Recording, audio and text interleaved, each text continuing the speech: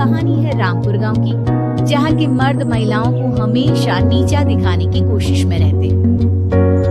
अरे अभी तक खाना नहीं आया क्या? मुझे एक और शादी करने की जरूरत है। नहीं जी नहीं, ऐसा मत करना, वरना मैं कहाँ जाऊंगी। खाना लेकर मैं अभी आई थी। गांव की पंचायत में भी फैसले हमेशा औरतों के खिलाफ ही रहते। मैं जो फैसला सुनाता हूँ वो भगवान की आज्ञा होती है।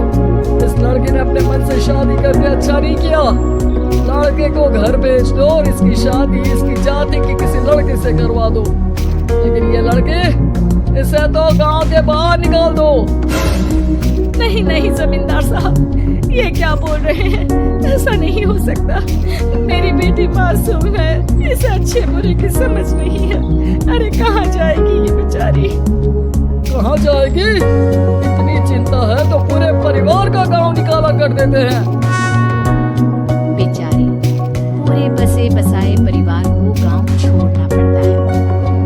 चाहे जो हो, अगर बेटियों को कंट्रोल नहीं कर सकते तो गांव में रहने का कोई मतलब नहीं है। यहाँ औरतों को दब कर रहना होगा।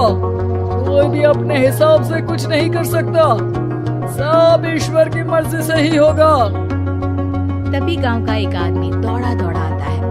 सरपंच साहब, जमींदार साहब, वो कालिया है ना, उसकी बेटी पढ़ने के लिए शहर जा रही है। अच्छा, ये कब हो गया? और कालिया की हिम्मत कैसे हो गई ऐसा करने की? लेकर आओ उसे और उसकी बेटी को। बस फिर क्या था, हाजिर हो जाते हैं कालिया और उसकी बेटी सरपंच के सामने। और कालिया, ये क्या सुनने में आ रहा है? बेटी को इंजीनियर बना रहा है तू? और ये बता, गांव में तो स्कूल नहीं है, फिर कहां से इतनी क्लास पास कर गई तेरी बेटी? राधा, जो कि कालिया की बेटी है, उसे लगता है कि सरपंच उसकी तारीफ कर रहे हैं। सरपंच जी, मैंने ऑनलाइन पढ़ाई की है, डिस्टेंस लर्निंग से। सभी में मैंने अच्छे नंबर पाए हैं, जिसे देखते हुए शहर की इंजीनियरिंग कॉलेज में मुझे स्कॉलरशिप मिली है। वाह जी वाह, क्या होती है ये? पहले तो ये बताओ, फिर आगे की बात करते हैं। पूरा गांव राधा की बात सुन रहा था और राधा बोलती जा रही थी।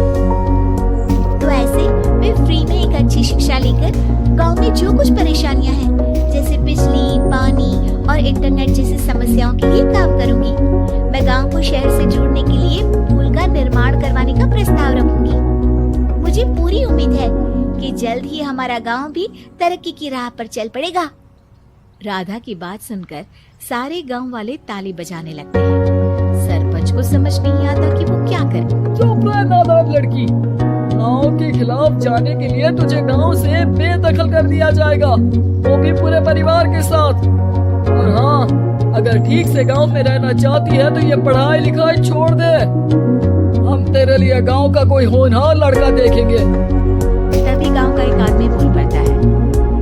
अरे नहीं नहीं सरपंच जी, राधा बिटिया जो बता रही है, अगर वैसा हो जाए तो हम लोगों को पैसा कमाने के लिए बाहर नहीं जाना पड़ेगा।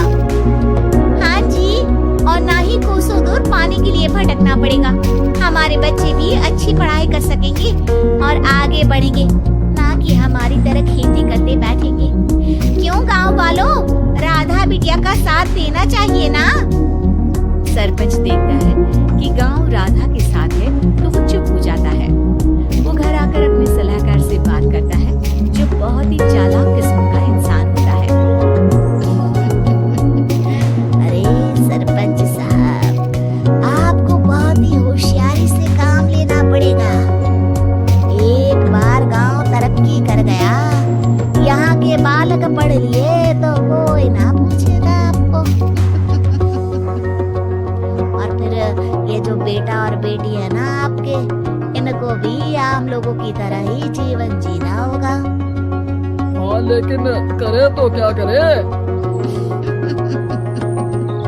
वो ना अब मुझ पर छोड़ दीजिए, बस मैं जैसा बोलूं करते जाइए। अगले रोज सुबह जब गांव वाले सोकर उठते हैं तो राधा के घर के बाहर और साथ ही वो लोग जिन्होंने राधा का सपोर्ट किया था, उनके घर के आगे लाल रंग से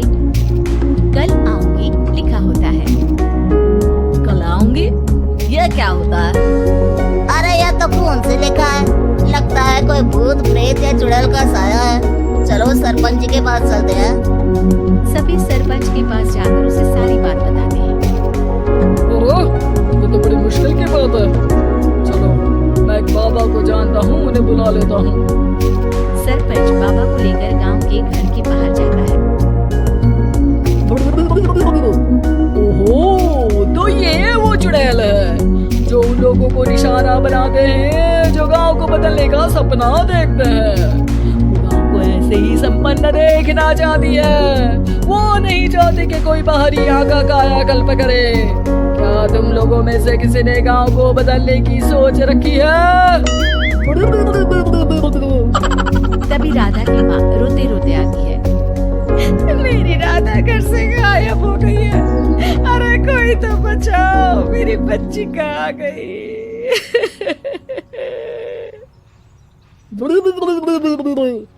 ले गई वो चुड़ैल, तेरी बच्ची को ले गई। अब वो उसे श्रापित करके छोड़ेगी, उस पर चुड़ैल का साया हो जाएगा। तभी बुरी सी हालत में राधा भी वहाँ आ जाती है।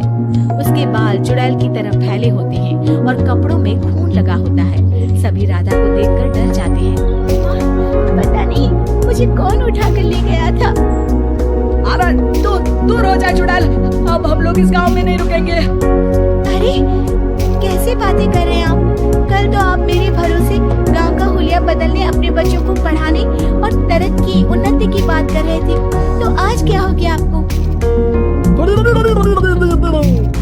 ये फिर तुम लोगों को बहकाएगी। ये चुड़ैल गांव में आ चुकी है। ऐसे ही ये तुम्हारे घर के बच्चों को भी ले जाएगी। गांव वाले राधा को गांव से बाहर निकाल देते हैं। उसके माँ बाप रोते रहते हैं, लेकिन गांव वाले नहीं मानते।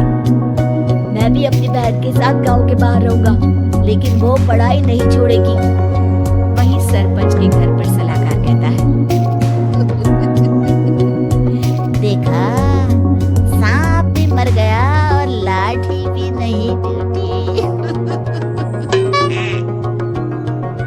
लेकिन अगले ही दिन सरपंच के घर के बाहर भी वही शब्द लिखे होते हैं। और फिर सरपंच की बीवी कहती है, हमारी बेटी को किसी ने अगवा कर लिया है। तभी राधा का भाई वहाँ आ जाता है। अरे गांव वालों, मैंने सरपंच जी की बेटी को देखा था। वो चुड़ैल उसे उठाकर ले जा रही थी। अरे क्या मजाक कर रहे हो? नहीं नहीं सरपंच जी, आप नहीं जानते। वो चुड़ैल अब आपकी बेटी में आ जाएगी, जैसे राधा के अंदर आ गई थी। तभी सरपंच की बेटी वैसी ही हालत में वहाँ आती है जैसे राधा आई थी। पापा, पता नहीं कैसे मैं गायब हो गई थी। चुड़ैल, इसके अंदर भी चुड़ैल का साया है, मारो इसे। अरे नहीं नहीं, इसे भी राधा के पास गांव के बाहर ही भेज दो। अरे चुप रहो, मेरी बेटी कहीं नहीं जाएगी और चुड़ैल वुड़ैल कुछ नहीं होता है। अरे कैसे बात कर रहे हो सरपंच जी? आप तो बोल रहे थे कि आपका फैसला भगवान का ज्ञान होता है। तो अपने पर बात आई तो अब आप ऐसे बोल रहे हैं। अरे ना ना ना, आपको अपनी बेटी को त्यागना ही होगा। अरे बुलाओ बाबा को। राधा का भाई बाबा को ले आता है, जिसे अब गांव वालों के डर के कारण सच बोलना पड़ता है। मैं कोई बाबा नहीं हूँ, मैं तो मोची था। ये सलाहकार महोदय ने मुझे कहा था एक्टिंग करने को। वो मुझे पैसे देने वाले हैं। अब मुझे माफ कर दो। गलती हो गई, मुझे माफ कर दो। तभी वहाँ राधा आ जाती है। देखा सरपंच जी, जब गांव के बच्चे साक्षर होंगे तो आप जैसे लोगों की चालाकी नहीं चलेगी।